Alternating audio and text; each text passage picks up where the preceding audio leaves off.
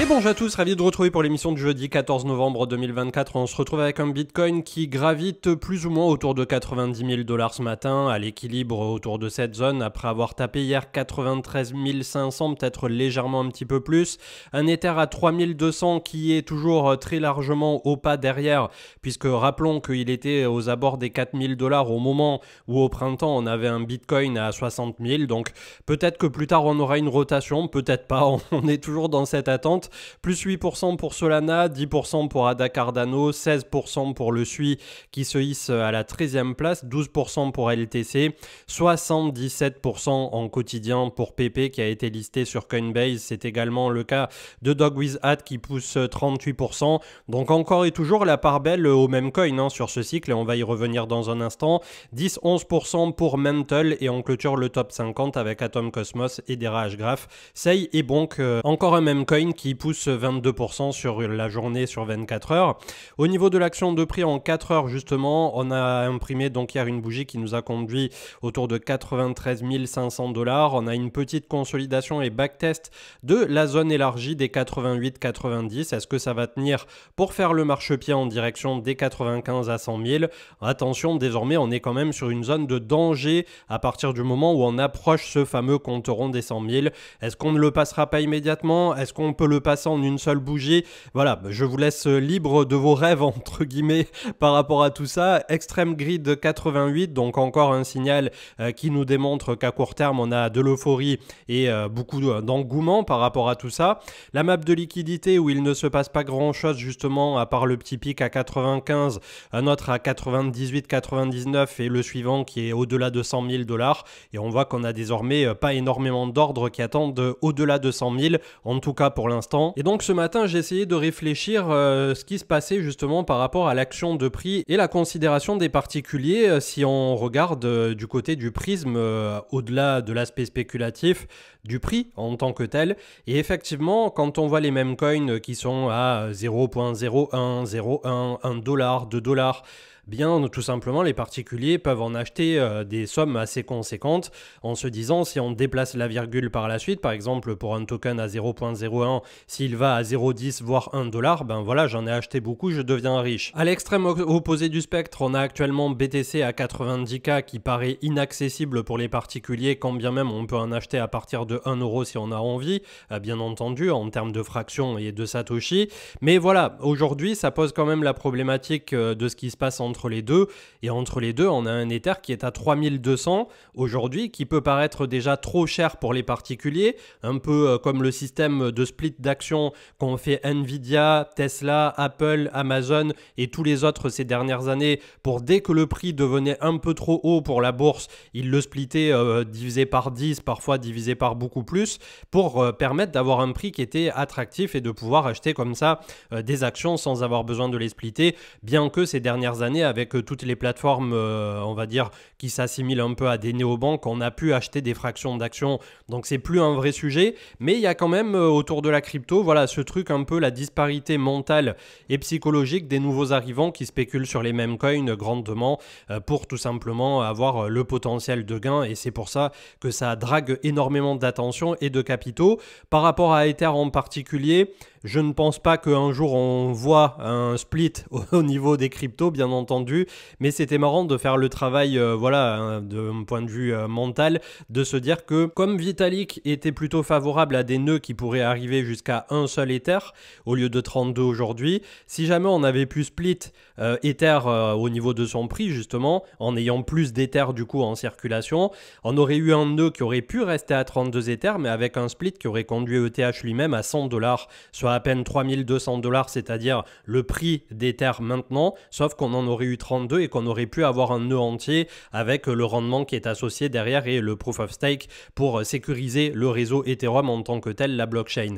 Donc voilà, ça reste des girouettes, des pirouettes mentales que je vous propose de bon matin, mais je trouve ça intéressant en termes de sujet. Bien entendu, on ne peut pas en faire une généralité, mais c'est quelque chose qui est aussi intéressant à explorer que ce qui est en train de se passer d'un point de vue historique et d'un point de vue là purement, on va dire, de l'attractivité et de l'attention du grand public à court terme. On a eu une émission hier, si je dis pas de bêtises, sur Hugo Décrypte au niveau du Bitcoin. On a eu également sur Legend. On a eu tous les médias et radios mainstream qui se sont mis à en parler avant les 100K. Et c'est clairement un truc que je pensais qui se produirait plutôt aux 100K pour faire les gros titres. Et on l'a eu bien avant, entre 80 et 90. Faut dire que le prix du BTC monte très vite actuellement. Donc on a quand même quelques signaux de top locaux. Le Coinbase qui est listé rank 1 des apps de finance et rank entre 15 et 20 des apps tout confondus. Donc on était à peine à 500 10 jours en arrière. Donc ça va très vite, très fort. Le listing en rafale des mêmes coins, même du côté de Coinbase qui jusqu'ici n'en avait pas listé, donc ils veulent faire du volume. Et on a Binance hier qui a listé Penut avec 1,5 milliard, il est déjà à plus de 2 milliards ce matin. Et Hippo en levier x1000 du côté des futurs. Ça n'est pas proposé aux Français, ni même peut-être en EU, mais au monde entier. Voilà, il y a des gens qui peuvent faire du levier sur des mêmes coins extrêmement volatiles en x1000. Donc comme je disais, qu'est-ce qu'il pourrait mal se passer à partir de là? C'est complètement dingue hein, pour le coup, une fois de plus, quand il y a de l'engouement et que tout le monde fait un peu n'importe quoi.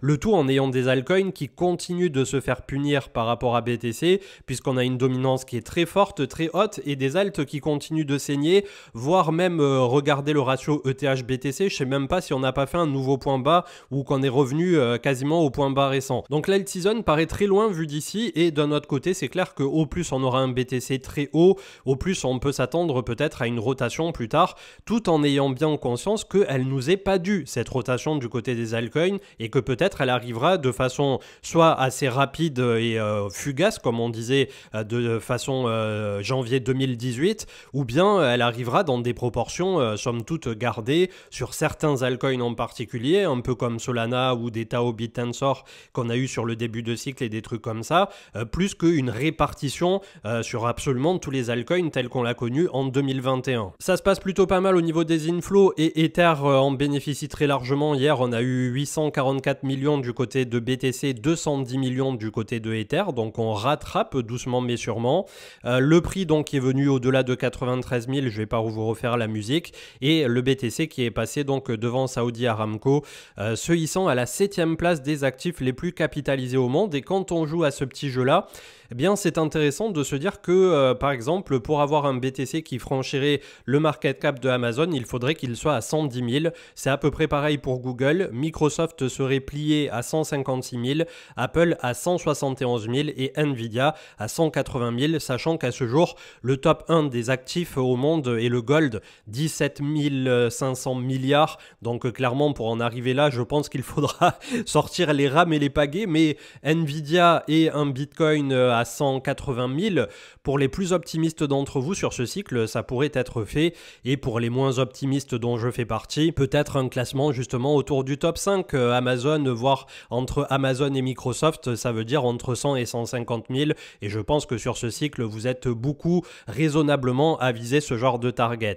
Je sais pas ce que vous en pensez, mais on a beau tous y avoir pensé au fameux 100 000, le fait que ça arrive maintenant, que ça soit à portée de main, c'est complètement fou, puisqu'au cycle précédent, on en rêvait déjà, on était autour de 70 000, on avait des étoiles plein les yeux, et finalement on s'est fait punir derrière, et 2022 a été juste atroce avec Terra et FTX, donc à voir cette fois-ci comment ça pourra se passer, mais je vais vous en parler dans quelques instants en même temps que l'analyse technique. Le plus dur, comme vous vous en doutez, c'est ensuite de prendre des profits, et même on va en parler, tiens, à partir de là, comme ça permettra de scinder avec l'analyse technique. Avant d'en arriver à ce sujet, donc on avait des codes qui nous mettaient en avant le breakout par rapport au money supply mondial, donc ça c'est 7 ans de consolidation au niveau de ce break, donc là aussi plutôt positif pour la suite. On a eu l'inflation qui était conforme aux attentes, 2,6 pour l'inflation des États-Unis vs 2,4 au mois précédent, attention au rebond de l'inflation par la suite. Le listing de Robinhood, de Solana, Cardano, Ripple, PP, donc en même temps que Coinbase pour PP et Dog with Hat. Record sur record pour les ETF Bitcoin Spot avec BlackRock qui vient de dépasser 40 milliards en 10 mois d'existence, 30 milliards il y a à peine 2 semaines, donc ça accélère. Dans le top 1% des ETF mondiaux mondiaux est plus gros que les 2800 autres ETF lancés ces 10 dernières années. Donc je pense que ça parle de lui-même, hein, les statistiques. Le stablecoin de PayPal, le PYUSD, intègre Layer 0 permettant des transferts transparents entre Ethereum et Solana. D'ailleurs, en parlant de Solana, attention, si vous utilisez le wallet Phantom sur mobile iOS, sur Apple, donc vous avez lors de la dernière mise à jour potentiellement le wallet qui se remet à 0. Donc si vous n'avez pas noté vos mots au moment où vous avez créé le wallet, et je sais que ça peut arriver pour des débutants, vous perdez tout ce que vous avez sur votre wallet. Faites très attention à ça, c'est très très important. Comme on le disait à l'instant, donc on a eu sur France Inter le gouverneur de la Banque de France qui s'est exprimé au sujet de Bitcoin et qui est de moins en moins critique, bizarrement. Le CBBTC de Coinbase qui vient de dépasser le milliard de cap en seulement 2 mois. Et enfin, un must-read du côté de Valentin, mais vous avez également la vidéo sur Cryptost en date d'hier, si je dis pas de bêtises. 21 tips pour survivre au cours du bull market et clairement tous les conseils que vous auriez aimé savoir avant de vous lancer en crypto pour ne pas faire toutes les erreurs en cours de route, et beaucoup de psychologie au passage. Donc je vous invite à le consulter, que ça soit le post sur Twitter ou la vidéo du côté de Cryptost. Et on en revient donc au post d'il y a à peu près 24 heures avec Léon Weidman qui disait que ETH est de retour en territoire déflationniste, puisque au plus il y a des frais qui sont hauts et actuellement c'est en train de revenir malgré le fait que Ether soit cloisonné sur son propre prix d'un point de vue spéculatif. Au plus effectivement des Ethers sont brûlés. Donc je reviens un instant sur le post du DCA en termes de prise de profit, puisqu'on vous avait partagé au printemps des tableaux à la fois sur Ether et à la fois pour Bitcoin, en prenant par exemple un BTC entier avec les zones de vente à partir de 70 000 et qui s'étale jusqu'à 135 000.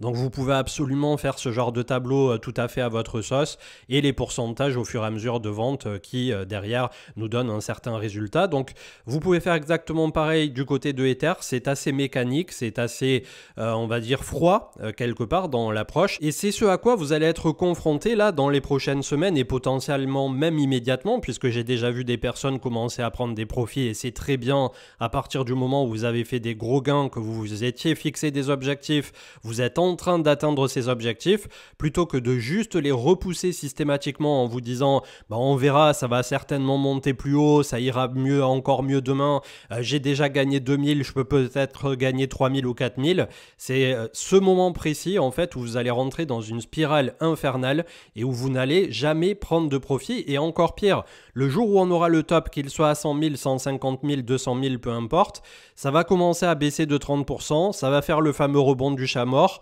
ça va rebaisser derrière et ainsi de suite. Vous allez vous laisser glisser puisque vous ne voudrez pas y croire et vous vous direz ça va forcément remonter, on part de si haut qu'on ne pourrait pas redescendre si bas et ainsi de suite. Je vous fais pas la musique. Donc clairement, c'est un truc psychologique à travailler en amont et peut-être même essayer de commencer à vendre des tout petits montants, même si c'est 1 euro ou 10 euros par rapport à votre portefeuille et que c'est dérisoire, pour vous habituer comme ça à prendre des profits, que ça soit en stablecoin si vous souhaitez rester dans le marché crypto et ne pas avoir d'imposition, ou que ça soit pour des projets de vie au niveau des fiat. Et là, vous aurez une imposition en fonction du pays dans lequel vous vous trouvez, qui est aujourd'hui de 30% la flat tax en France. Donc on fera très certainement une émission dédiée autour de ça par la suite en live pour essayer de vous donner des pistes sur comment prendre ses profits, quelle stratégie adopter, de même qu'on a souvent prôné le DCA pour rentrer et on l'a fait en public. Il y a des vidéos qui existent déjà sur la chaîne, qui doivent dater maintenant de 2-3 ans en arrière, mais qui sont très certainement au goût du jour et on essaiera justement de passer un coup de balai là-dessus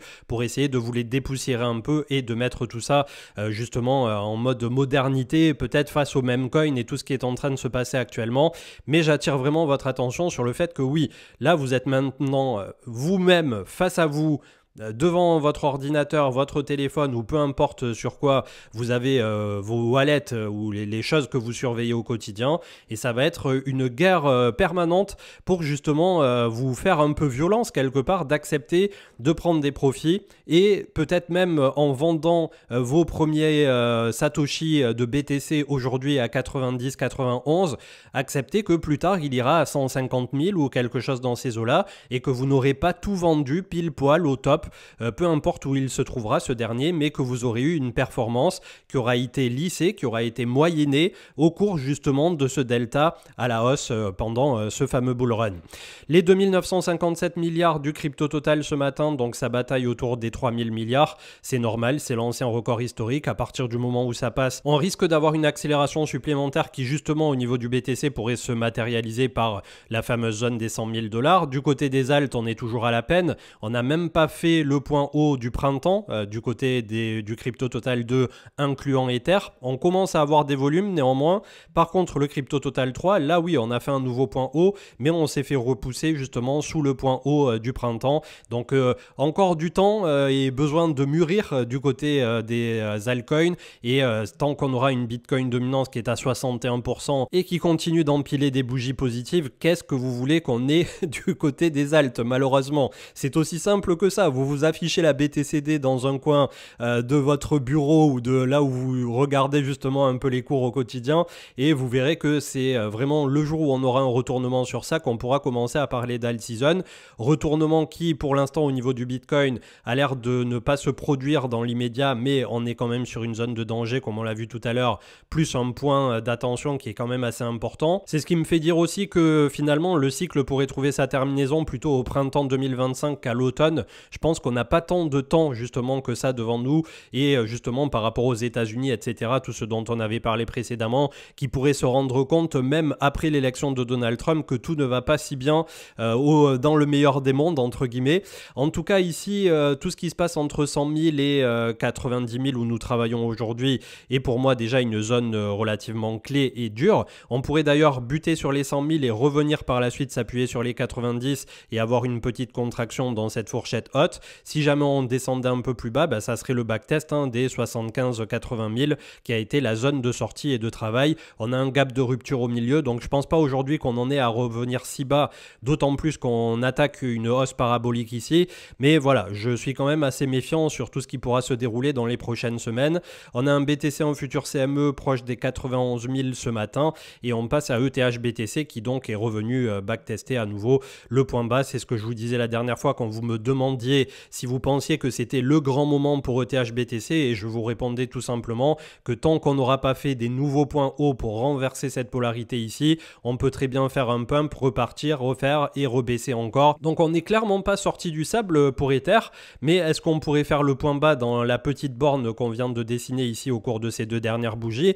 Pourquoi pas? On est déjà très bas, on a un Ether qui est malgré tout encore et toujours très largement en retard, donc il y a bien un moment où le truc à minima, il va renverser un tout petit peu cette polarité pour venir chercher du 0,45, 0,50, et où on verra Ether gravir les 4000 puis les 5000 $ qui constituent quasiment son ancien ATH. Enfin, on était autour de 4950-60 pour être précis. Et c'est qu'à partir de ce moment précis où on verra la dominance Ether elle-même à 13% aujourd'hui, qui rebondira potentiellement aussi sur ce support et qui repartira sur la borne haute de ce range autour de 17-18%, en même temps que certainement la fameuse alt season pourra se lancer. Donc un Ether qui a buté autour de 3004 et plus, on était à 3440, petite zone de polarité ici. La zone printanière avait travaillé à 4000-4100 et on a un ATH à 4965. Donc là aussi en termes de projection de Fibo, une fois qu'on aura percé l'ATH, et il paraît encore loin vu d'ici, on visera à 7500 à autour de 10 à 11 000 $, et ce au terme des extensions de Fibonacci. C'est pas juste voilà des chiffres sortis du chapeau. Ça commence à pas mal corriger pour le marché américain avec Coinbase qui a quand même perdu depuis les 335 $ jusqu'à 285 qu'il est en train de travailler actuellement. Est-ce qu'on backteste juste? On a un petit gap également à 270. On va voir ce que ça va donner, mais c'est vrai qu'on a eu un point d'attention assez phénoménal, et même du côté de Tesla, c'est en train de faire à peu près le même type de bougie ici. Donc il faudra attendre encore un tout petit peu pour voir si justement ça commence à ralentir au niveau du marché US. Et au niveau des indices et commodités, le gold de 2555 au contact de la moyenne mobile 20, pile poil comme on laisse compter aussi à partir du décrochage de sa parabole qu'on va pouvoir tracer aussi du côté de Bitcoin prochainement pour vérifier à quel moment il décrochera de son propre côté. Le SP500 5985, le futur est à 6000, donc plutôt à l'équilibre, mais je pense là aussi qu'on va être sur un moment où ça pourrait ralentir pour le marché US. Le dollar qui est toujours aussi fort en direction du haut du range à 107, il est ce matin à 106,5 7.6, donc on arrive peut-être sur la fin du mouvement du dollar en espérant qu'il ne le traverse pas et qu'il ne continue pas de monter. Ça pourrait amener voilà, un peu plus de liquidité du côté des marchés dits à risque, et le CW8 d'Amundi, donc le MSCI World, qui se porte mieux que jamais et qui même est un peu encore haut perché par rapport au SP500 qui lui marque le pas.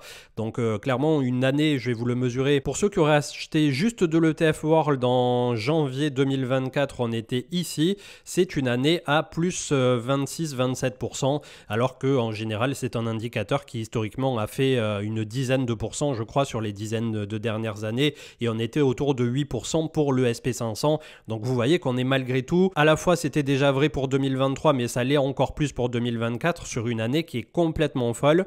Ça ne se passera pas comme ça toutes les années. 2025 ou 2026, on va finir par passer à la caisse, peu importe où Bitcoin terminera sa course, peu importe où le SP500 terminera la sienne. Mais voilà, j'attire quand même votre attention sur le fait que on profite, on savoure. On ne sait pas encore comment ça va se passer du côté de la fameuse alt season, dans quelle mesure elle sera, si on aura une vraie alt season de type 2018-2021 et sur quelle durée, 15 jours en début 2018, quelques semaines en 2021, mais en général c'est quelque chose d'assez court. Pourquoi? Parce que ça arrive en terminaison de cette surspéculation avec de l'argent qui se répartit dans tout et n'importe quoi, des rochers transparents qui s'achètent à 200-300 000 et des trucs comme ça au cycle dernier. Donc là c'est probablement ce que ça fera aussi sur les mêmes coins avant que le cycle s'éteigne sur lui-même, que probablement la spéculation débridée qu'on a eue à l'époque sur les NFT qui s'est transposée aujourd'hui sur les mêmes coins s'éteigne également, et d'ici le prochain cycle on aura un nouveau narratif, ou peut-être juste Bitcoin qui continuera de conserver une dominance si haute, si forte à 60%, qu'on ne pourra que constater à retardement que effectivement les particuliers ne sont plus les grands admis ou les grands associés du cycle crypto, et que la branche institutionnelle s'est totalement emparée de l'écosystème au profit justement de cette smart money qui se répandra uniquement dans les actifs porteurs ou qu'elle estime porteurs tels que Bitcoin aujourd'hui et qui leur paraissent aussi les plus robustes. Je vous souhaite une excellente journée et je vous retrouve ce week-end. Ciao ciao.